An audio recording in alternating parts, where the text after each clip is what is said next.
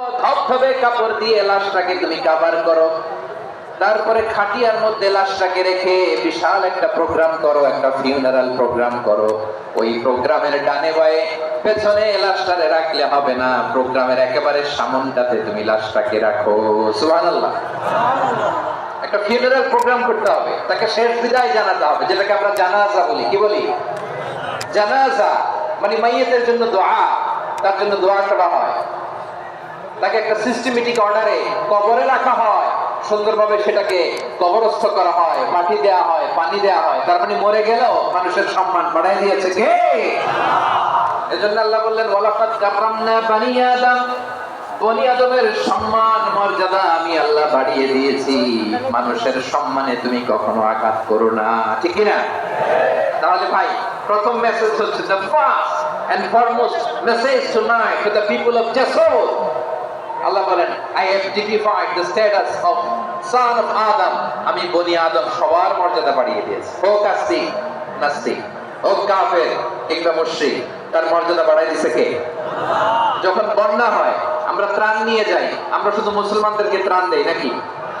হ্যাঁ, আমরা মুসলমান কেউ দেই, অমুসলমান কেউ দেই, হিন্দু কেউ দেই, বৌদ্ধ কেউ দেই। যেখানেই মানবতা বিপন্ন সেখানে ইসলামের হেল্পিং হ্যান্ড আছে না নাই? সুবহানাল্লাহ। কি দিন আমরা পেয়েছি, কি বিধান আমরা পেয়েছি। ওয়ালাকাদ কাররামনা বানি আদম, আমি বনি আদমকে সম্মানিত করেছি।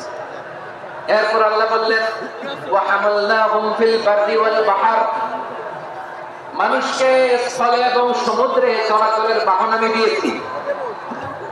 স্থলে কিভাবে চলবে, জলে কিভাবে চলবে, এই বাহনের ব্যবস্থা করেছে কে? এই জেনজি, এই সামড়া, ইরাম করতেছো কিসের জন্য? হ্যাঁ, ইরাম করলে চলবি? হ্যাঁ, বস বস বস বস। আওয়াজ করতেছো কেন? দিবা না, কথা বলতে দিবা না আমাকে?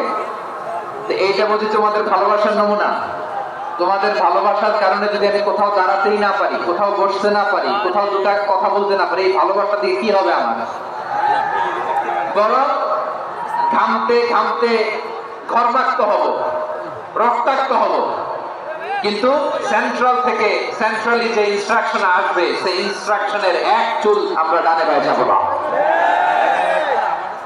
এইটা গণজাগরণের জন্য এইটা দরকার, ইসলামী বিপ্লবের জন্য এইটা দরকার। তো আধা ঘন্টা ধরে যদি তোমাদেরকে থামানোই না যায়, এই লস্কর দিয়ে আমি কি করবো? আল্লাহর রাস্তে নো নো নো স্লোগান, চুপচাপ একেবারে আমার দিকে তাকাও। আল্লাহ বললেন ওয়া হামালনাহুম ফিল বাররি ওয়াল বাহর,